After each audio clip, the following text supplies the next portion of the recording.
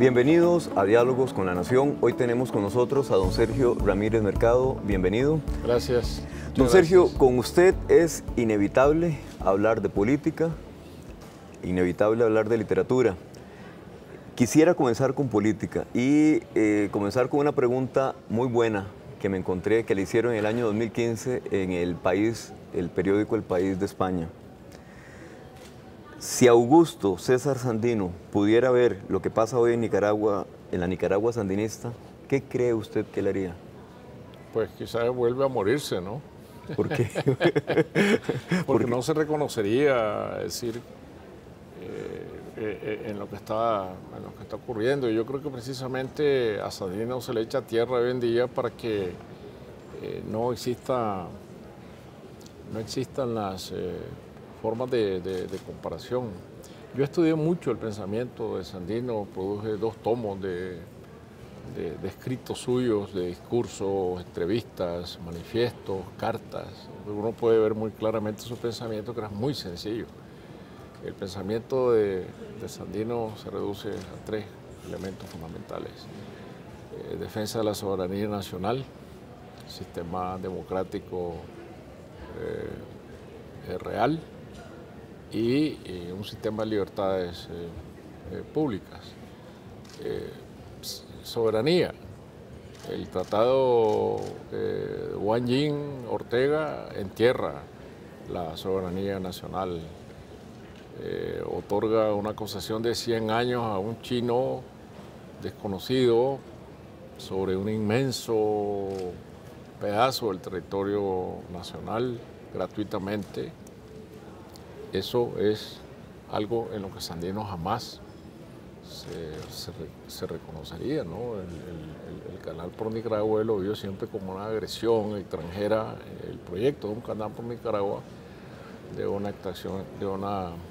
agresión extranjera contra el país, democracia, libertades públicas, tampoco se reconocería en eso.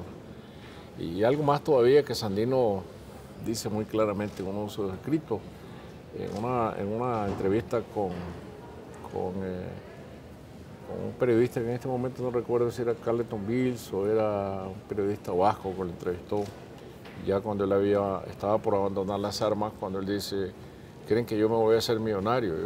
Yo no he luchado por riquezas, he luchado por reivindicar la soberanía de mi país, etc. Entonces vemos tantas fortunas ahora en Nicaragua, de nuevos ricos, fortunas mala vida, que eso sería una contradicción también. Hablando de esos nuevos ricos, Sandino, sí. Perdón, hablando de esos nuevos ricos, también usted ha dicho que hay 200 millonarios según la revista Forbes en Nicaragua. Sí. La gran duda, ¿son de origen sandinista? Bueno, tiene el caso de don Roberto Rivas, presidente del Consejo Supremo Electoral, con aviones, yates, casas de playa en San Juan del Sur, mansiones aquí en Rosmos, San José, mansiones en España, entonces, y sus salarios de $5.000 mensuales. No da para tanto. Yo creo que para muestra un botón, ¿no? ¿La empresa privada, don Sergio, se ha hecho de la vista gorda ante todo este problema? La empresa privada tiene un acuerdo con Ortega de que la empresa privada se dedica a su negocio, para lo cual tiene todas las garantías y todas las ventajas, y Daniel Ortega se dedica a los asuntos políticos, no se mezclan. La empresa privada no tiene opinión política. Hay un acuerdo de convivencia. Un acuerdo de convivencia que a la empresa privada le ha dado muy buenos resultados, pero yo siento que son resultados provisionales. En la medida en que Estados Unidos comienza a enfrentar, como ya está enfrentando a Ortega, y le comienza a poner restricciones financieras y a castigar a funcionarios suyos, como castigó a Roberto Rivas, metiéndolo en esta famosa lista negra, a la cual seguramente van a agregar otros allegados a Ortega. Entonces, en ese sentido, pues la empresa privada tiene que hacer una escogencia entre su relación con Estados Unidos el comercio de Nicaragua depende de los Estados Unidos o su relación con Ortega. Y a la empresa privada este acuerdo de convivencia le funciona muy bien. ¿A Ortega en qué aspecto le está funcionando? Porque le da el aura de estar bien con la empresa privada, al contrario de la situación de Maduro, por ejemplo, ¿no? Que la gran inestabilidad de Venezuela viene de que rompió de manera radical con la empresa privada y la producción se ha paralizado, los estantes de los supermercados están vacíos. Esta no es la situación de Nicaragua. En Nicaragua la empresa privada recibe estímulos, funciona con garantías y por lo tanto no hay en Nicaragua una crisis económica de desabastecimiento ni de falta de crecimiento económico. Nicaragua tiene un crecimiento económico moderado, pero crece económicamente. ¿Cómo se distribuye la riqueza? Ese es otro problema. ¿Cómo se distribuye la riqueza? Muy mal. Es decir, se concentra en pocas manos, mientras que el 70% de la población vive de los empleos informales y un 40% vive con menos de $2 diarios, es decir, en el umbral más bajo de la pobreza. Es decir, no ha habido cambios estructurales en Nicaragua. ¿El pueblo está contento? Es un misterio, porque en las encuestas, y esto yo se lo he oído decir a encuestadores costarricenses, que son los que hacen las encuestas en Nicaragua, generalmente de Sid Gallup, etcétera, de que es un misterio, porque si aún en las encuestas la mayoría dice que el país va bien, que la economía va bien, que se siente mejor que el año pasado, y cuando le preguntan si quisiera emigrar, el 60% dice que se quisiera ir. ¿Qué porcentaje me dijo? 55% dice que si quisiera ir. ¿A dónde se quisiera ir? En primer lugar a Costa Rica, en segundo lugar a los Estados Unidos. Entonces, yo creo que la gente no se atreve a revelar su pensamiento porque tiene temor. Es lo que los encuestadores concluyen, ¿no? Una frase suya también, hace varios años, en el 2013-2015, perdón, fue esto. Vemos bajo el mando a una pareja presidencial entre esotérica y corrupta, que engaña al país con proyectos fantásticos y que tiene una estrecha alianza con la empresa privada. Esa Nicaragua está en mi novela, dijo usted. ¿Qué significa, qué dijo usted, pareja presidencial esotérica y corrupta? Bueno, porque tienen unos gustos espiritualistas, esotéricos, siembran la ciudad de Managua de árboles metálicos de distintos colores que tienen, son símbolos esotéricos.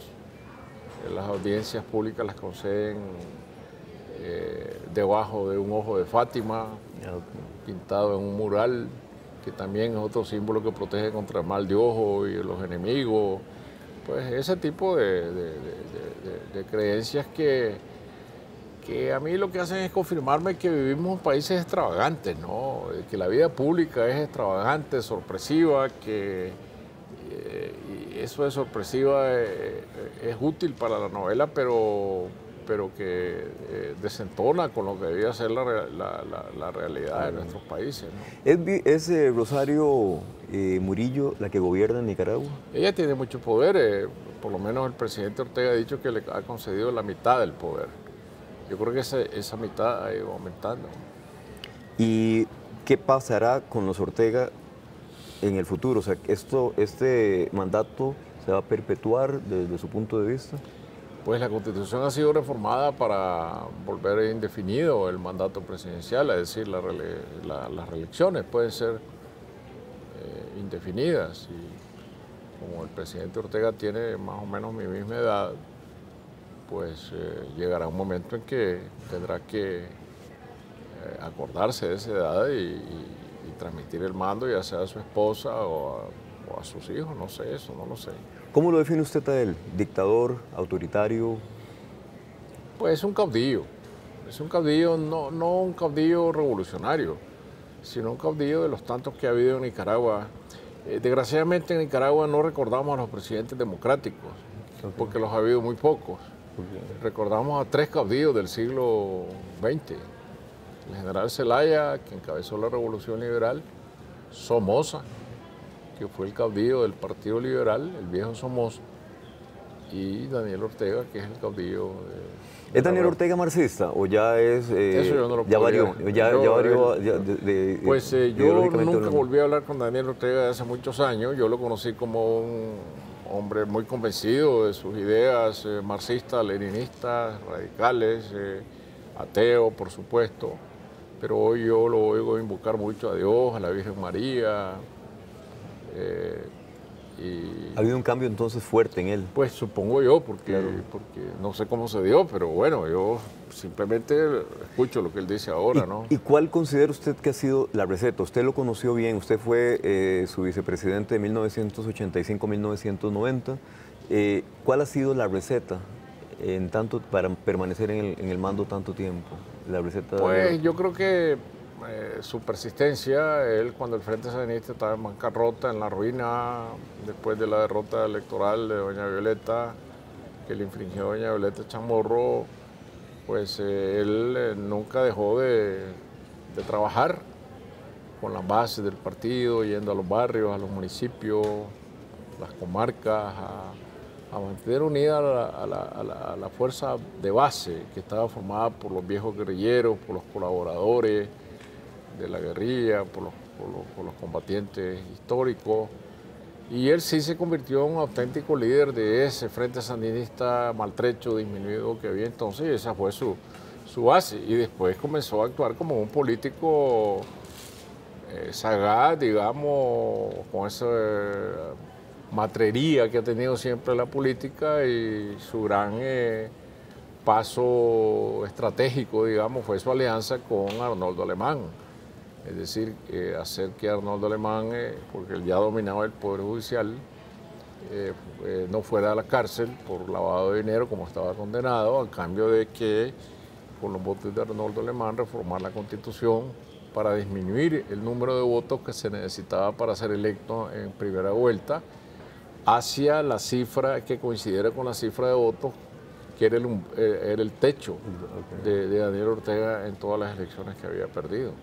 Don Sergio, usted dejó la política, pero la política todavía lo persigue a usted, tal y como No, ocurre. me persiguen. Me persiguen.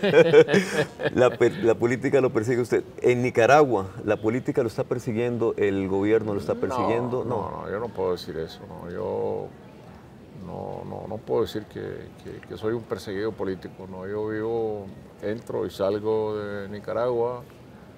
No tengo ninguna clase de molestias. ¿Su vida en Nicaragua actualmente políticas. es más que todo la de un escritor?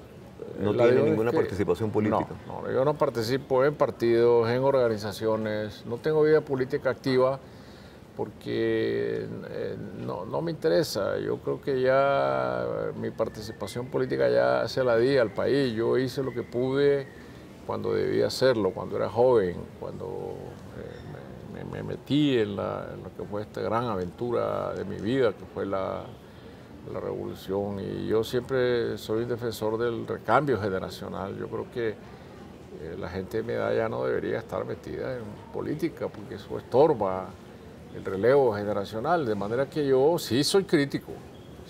Si me preguntan, como en este caso, yo no busco hablar de política, pero si me preguntan yo respondo.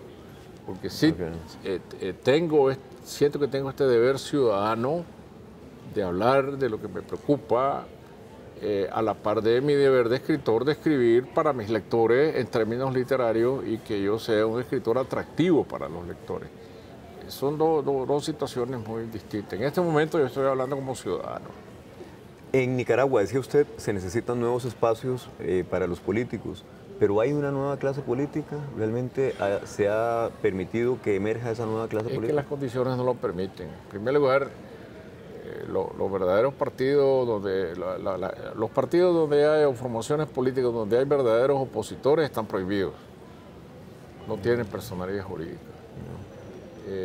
Los movimientos de protesta como este contra el canal que dirige doña Francisca Ramírez en Nueva Guinea son reprimidos violentamente. Y los partidos que están sentados en la Asamblea Nacional, ¿quiénes son? Pues el partido de Arnoldo Alemán, otra vez. Y hay un Y acuerdo. que ese es lo mismo. Es lo mismo. Es lo mismo, no hay ninguna diferencia. Todo el mundo vota a mano alzada todo lo que el presidente manda a proponer. Y en la Asamblea Nacional no hay iniciativa legislativa, no porque lo prohíba la ley, sino porque hay un acuerdo de que ningún diputado propone nada por su cuenta, solamente discute lo que viene de la presidencia. En su último libro, bueno, en dos de sus libros, hay un personaje que se llama Dolores Morales. Ese nombre es bastante curioso. El que lo bautizó así, ¿tiene algún dolor moral? Pues yo nunca fue mi intención que este hombre se llamara Dolores Morales para decir los dolores morales de Nicaragua. Eso me parece que es melodramático, ¿no? Okay. A mí siempre me pareció atractivo que en Nicaragua haya personas que se llaman Dolores Morales, porque las hay, ¿no? Yo conozco 3 o 4 Dolores Morales, porque seguramente madres que le encomiendan a sus hijos a la Virgen María bajo sus distintos nombres, Virgen de Merced, Virgen del Pilar, Virgen de Dolores, Virgen de Guadalupe, entonces tenemos muchos Lupes, Lolos. Pero no guarda entonces Dolores Morales, el detective, el policía, el detective, no guarda ninguna relación con usted en algún dolor moral por su Nicaragua. Sí, claro, por supuesto, nosotros somos almas gemelas. Lo que pasa bueno, es que, sí, claro, porque, bueno, no hay duda de que un escritor trasiega en sus personajes sus propios sentimientos, sus propias creencias. Yo creo que tanto el inspector Dolores Morales como yo venimos del mismo mundo ético perdido, del paraíso perdido. Somos habitantes del paraíso perdido y nos enfrentamos con una situación totalmente diferente a la que pensamos que un día sería Nicaragua. Y entonces él, pues es el fruto de esta contradicción como personaje y lo que hace es armarse de humor negro, de cinismo para poderse defender en este nuevo medio que no le pertenece. Él es extraño en esta atmósfera. Don Sergio, hay una frase también, usted tiene unas frases muy buenas. Una de ellas es: cada país tiene su novela que se merece. Eso lo dijo usted en diciembre, ahora en Nicaragua, en el diario La Prensa de Nicaragua, al presentar su libro. ¿También cada pueblo tiene el gobernante que se merece? Yo en eso no creería tanto. Yo creo que los gobiernos arbitrarios se imponen sobre el verdadero deseo de los pueblos. Y yo no creo que el pueblo de Nicaragua se merezca el autoritarismo, se merezca la falta de libertades públicas. Todo país merece un mejor gobierno. Es decir, cómo dárselo ya es un asunto que a mí hoy pertenece a las oportunidades que hay que abrirle a la democracia. Pero ¿por qué razón usted tiene 75 años en este momento, tiene reconocimiento internacional, creo que nacional también lo tiene, aunque ahora que ganó el premio Cervantes, Daniel Ortega, cero comunicación, cero felicitación, pero bueno, usted tiene un reconocimiento interno en su país. En el año 1996 usted se postuló a la presidencia, perdió y ahí decidió el retiro. ¿No ha pensado después de este reconocimiento internacional volver a la política? Yo no, creo que eso sería una gravísima equivocación de mi parte, ¿no? Que en lugar de que un premio me impulse a seguir escribiendo, el premio Cervantes me impulse escribiendo, me impulse a salirme de la escritura y meterme de nuevo en la política a esta edad, cuando yo he dicho que yo soy un firme defensor del relevo generacional. Yo no sé, yo me sentiría como un elefante en una cristalería si yo me volviera a meter en la política. Es decir, no está en mis planes, es decir, no hay nada que sea más atractivo para mí que la escritura. ¿Se puede hacer revoluciones desde los libros en Nicaragua? Pues en la literatura quizás, en la política no. Si uno puede revolucionar la literatura como la revolucionó Rubén Darío desde el modernismo, pero pensar que un libro puede cambiar un país, eso me parece que es demasiado petulante, ¿no? Okay. Uno no escribe por los premios. ¿Por qué escribe usted? Por, eh, por la necesidad que tengo de escribir. Yo siento esa íntima necesidad de que las historias que yo tengo dentro de mí se las tengo que contar a los demás. Esa es la historia de los contadores de cuentos, ¿no? Que ha sido desde que la humanidad pudo articular palabras y organizar su pensamiento y poder articular también su imaginación, contarle a otros historias. Yo soy un contador de historias, lo llevo muy dentro de mí y lo veo como una necesidad. Usted dice que también en la literatura no hay tercera edad. Usted, bueno, lo comentábamos anteriormente, usted tiene 75 años. Usted dice que uno escribe hasta el día de su muerte. ¿Lo va a hacer así? Sí, claro, por eso te estaba diciendo que no hay nada más atractivo que la literatura. Pero si en para mí. política hay un tiempo para retirarse, ¿por qué en literatura no hay también un tiempo para el retiro? ¿Por qué hasta la muerte? Porque igual que en la literatura toda mentira es legítima, en política toda mentira es ilegítima, ¿no? Okay. Igual en la política hay que retirarse y dejar a los demás el paso, pero en la política uno debe seguir adelante sin cerrar el paso a los demás. Es decir, no hay tiempo para la creación, eso es lo que yo quiero decir. No es que yo diga, ya terminé de crear, ahora me voy, ¿qué voy a hacer? No, no, yo voy a escribir siempre, siempre. Ese es mi destino, ¿no? La escritura. ¿Qué hace usted con todo el dinero que ha ganado en premios en literatura? Usted ganó $175,000 en 1999 con el premio Alfaguara, el importante premio Alfaguara, $250,000 con otro importantísimo premio, el Carlos Fuentes, eso fue en el 2014, y obviamente el Cervantes, que es el Nobel de las Letras Hispanas, que tiene una dotación de $150,000 aproximadamente. ¿Qué hace con tanto dinero? Me tiene bien hechas las cuentas, ¿no? Ah, no, aquí la calculadora. No, pero he ganado más dinero. Más. Claro, pero con mis libros, con los derechos de autor, con las traducciones, con mis colaboraciones en revistas, conferencias. Yo vivo de la literatura, es decir, esa es mi profesión. Y bueno, yo pienso que el dinero es para satisfacer las necesidades que yo creo adecuadas a mi vida y también para hacer la labor que yo creo que debo hacer. Yo he abierto en Mazatepe, el pueblo donde nací, una fundación que se llama Luisa Mercado, que es el nombre de mi madre. Ahí tenemos una biblioteca pública con más de 8,000 volúmenes para los jóvenes, con computadoras en línea para que puedan trabajar, informarse. Tenemos una escuela de música con 6 aulas donde enseñamos a tocar toda clase, a manejar toda clase de instrumentos, que lleva el nombre de mi abuelo Lisandro Ramírez, que era músico. Todos los días realizamos actividades culturales, talleres de formación. Yo mismo doy allí al año 2 talleres literarios. Okay. Es un centro cultural para este pueblo donde yo nací, para los pueblos aledaños y para el país. Y estos premios han contribuido a que este proyecto sea posible. Bueno, también me imagino que Centroamérica Cuenta, que es el encuentro. Usted está también a cargo de la revista Carátula, ¿verdad? Sí. Que es la revista digital, que todo es difusión.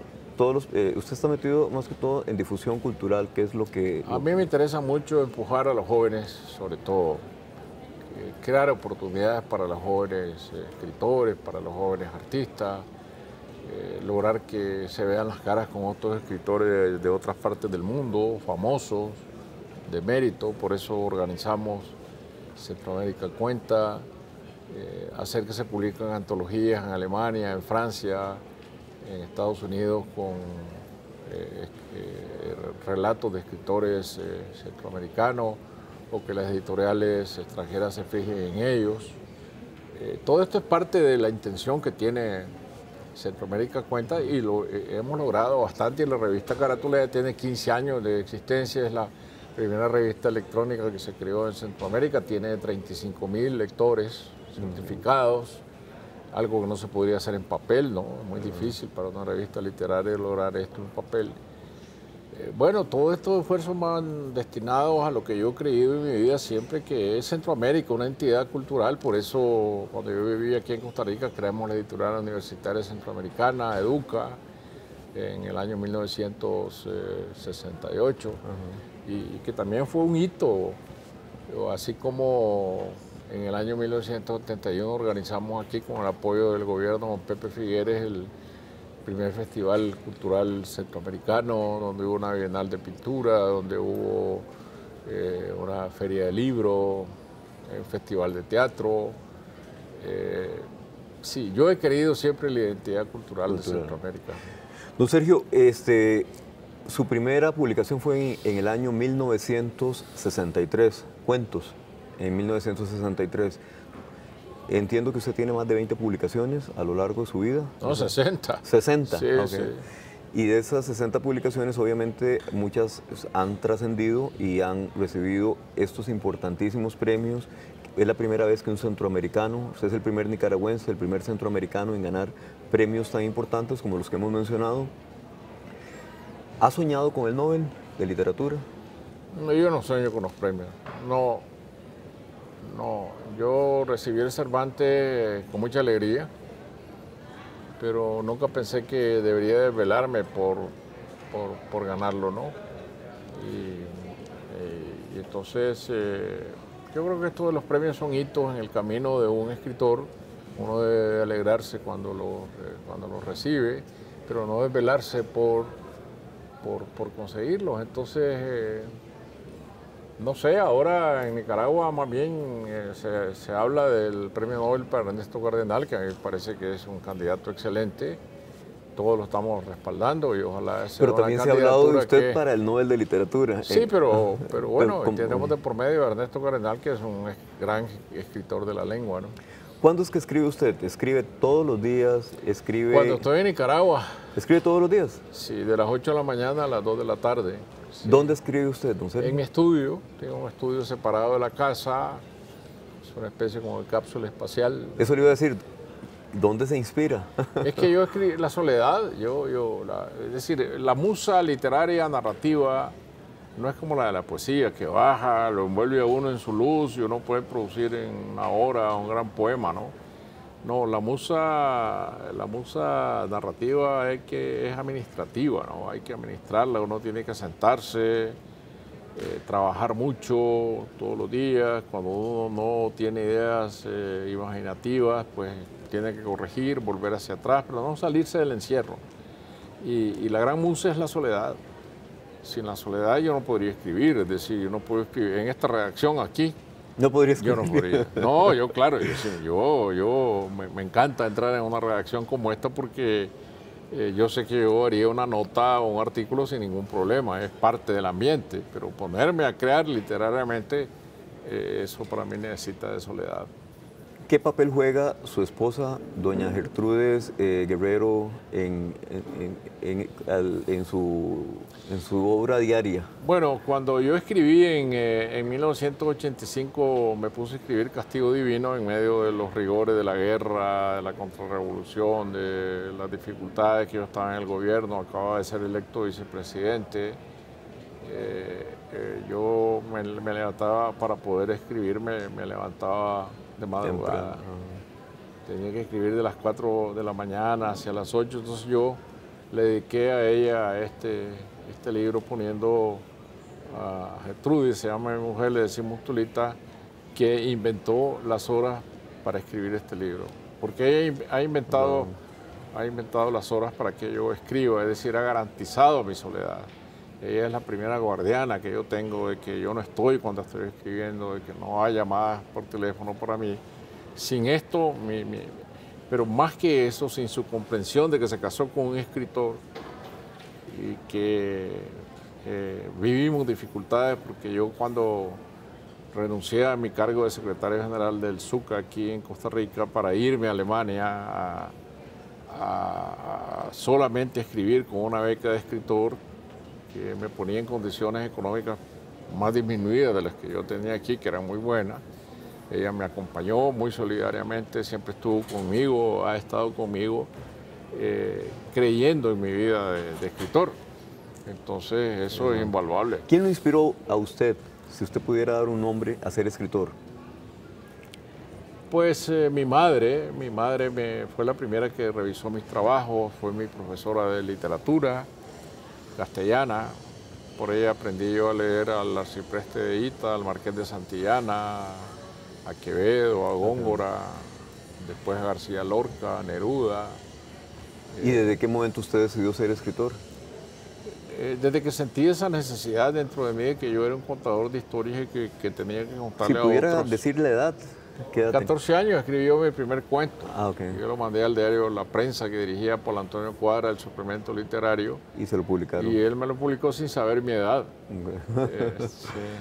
Don Sergio, ya para terminar, usted vivió en Costa Rica 14 años, nos conoce muy bien, obviamente, a los costarricenses. Vivió, creo que aquí hasta el año 78, 1978. Y de esa Costa Rica a la Costa Rica que ve hoy, ¿qué diferencia encuentra? Pues abismal, ¿no? Yo vine a un San José lluvioso, siempre es lo que recuerdo, el San José de los paraguas abiertos, que se podía recorrer la avenida central con toda tranquilidad. Mis remansos eran las excelentes librerías que había en Costa Rica, que en Managua no las había. Eran librerías con libreros que sabían de libros.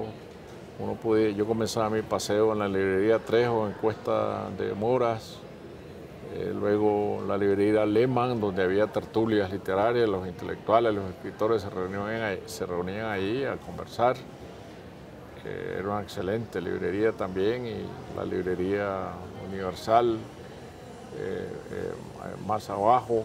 Yo me formé como lector verdaderamente aquí en Costa Rica a través de estas magistrales librerías que existían entonces. Y era una ciudad pequeña que se podía recorrer a pie. Hoy no, hoy San José es el caos que todos conocemos, ¿no?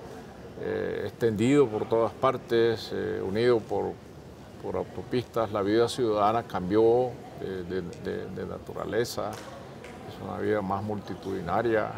El centro ha sido abandonado, que para mí es una lástima, ¿no? Esa hermosísima avenida central. Se han hecho esfuerzos, creo, poner a la Academia de la Lengua en el antiguo edificio del Banco Anglo, la Plaza de la Escultura. Pero no, ya para mí, quizás porque uno cuando habla del pasado dice que todo tiempo pasado fue mejor, pero no, el centro de San José para mí ya no es lo que fue. No significa lo que significó en esos momentos. Sí. Don Sergio, muchísimas gracias por haber estado con nosotros. Muchas gracias por haber estado acá, por compartir con nosotros, y ya sabemos que se puede hablar de política con usted, aunque hay que terminar hablando de literatura, como siempre. Hay que pagar el viaje. Hay que pagar el viaje. Muy amable. Gracias. Bueno, hombre, muchas gracias. Gracias, Gracias, muchas gracias.